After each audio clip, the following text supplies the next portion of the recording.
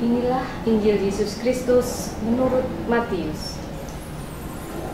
Dalam khotbah di bukit, Yesus bersabda, "Kalian ini garam dunia.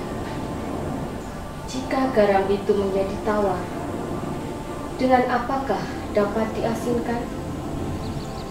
Tiada gunanya lagi selain dibuang dan diinjak-injak orang. Kalian ini cahaya dunia. Kota yang terletak di atas gunung tidak mungkin tersembunyi. Lagi pula, orang tidak menyalakan pelita lalu meletakkannya di bawah gentong, melainkan di atas kaki dia, sehingga menerangi semua orang di dalam rumah itu. Demikianlah hendaknya cahayamu bersinar di depan orang, agar mereka melihat perbuatanmu yang baik dan memuliakan Bapamu di surga." Demikianlah Injil Tuhan. Saudara-saudari, Injil yang dibacakan tadi dari Injil Matius bab 5 ayat 13 sampai 16 tentang garam dunia. Garam dunia adalah gelar kehormatan bagi orang-orang Kristen gereja-gereja awal. Mereka disebut menjadi teladan hidup suci, hidup segar, dan menggembirakan bagi masyarakat di sekitarnya. Dunia di sekitarnya ikut terpengaruh mengikuti cara hidup orang Kristen. Maka disebut umat perdana menggarami dunia di sekitarnya. Lalu pertanyaan, bagaimana dengan kita?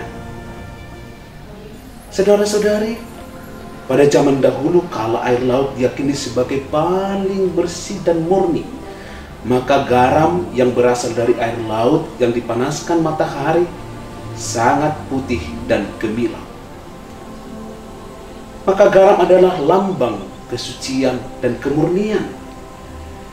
Jika Kristus menyebut murid-muridnya garam dunia, itu berarti para pengikutnya itu harus merupakan teladan kesucian dan teladan kemurnian di tengah dunia. Khususnya jika standar hidup moral, kejujuran dan kebenaran di dunia menurun, maka para pengikut Yesus harus menempatkan diri sebagai orang yang suci dan murni, yang punya moral yang tinggi, jujur luar dalam, dan dalam batin, juga dalam tindakan. Maka kamu adalah garam dunia. Garam juga mempunyai daya awet.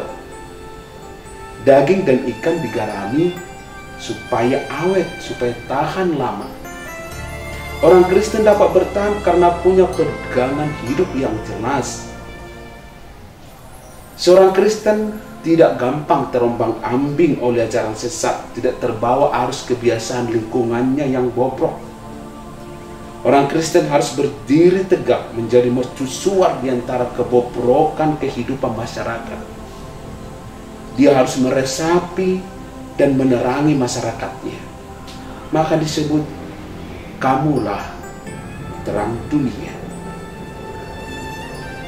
Garam juga membuat makanan itu enak. Sayur dan gulai jadi enak jika diberi garam secukupnya. Orang jadi senang menyantapnya. Seorang Kristen harus menyemangati masyarakat di sekitarnya, membawa kegembiraan. Ia harus membawa kebahagiaan, karena dia sendiri tampak gembira dan bahagia. Maka seorang Kristen hidup bergairah, dan karenanya menggairahkan masyarakat di sekitarnya. Maka kamu disebut, kamulah garam dan terang dunia. Dalam perjalanan sejarah orang Kristen, saudara-saudari, orang Kristen sering dituduh sebagai manusia yang keras dan murung. Orang-orang yang kurus pucat membawa kemurungan di sekitarnya. Mungkin karena disebabkan hukum dan peraturannya yang keras. Jangan ini, jangan itu, tidak boleh begini, tidak boleh begitu. Takut akan hukuman jika melanggar hukuman.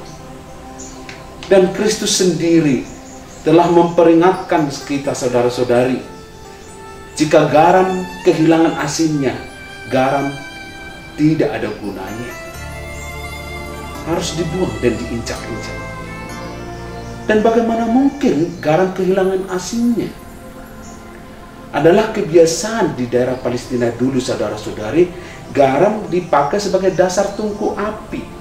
Garam itu ditutupi dengan sejenis genteng, dan di atas genteng itu dipasang api untuk memasak.